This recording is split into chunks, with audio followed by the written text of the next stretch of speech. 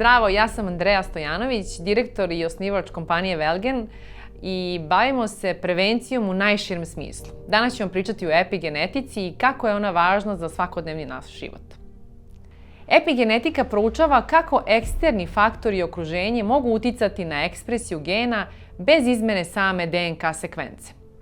Epigenetika je grana biologije koja se bavi proučavanjem kako naše okruženje, životni stil mogu uticati na način na koji se koriste naši geni. Zamislite da je vaša DNK kao velika knjiga uputstava za izgradnju i održavanje vašeg tela. Iako sam tekst u knjizi, odnosno te DNK sekvence, se ne menjaju, epigenetika proučava kako se neki delovi te knjige mogu naglasiti ili sakriti, kao kada biste neke rečenice prekrili markerom ili ih istakli flomasterom. Na taj način, iako osnovni tekst ostaje isti, informacije koje su čitljive ćelijama mogu se promeniti.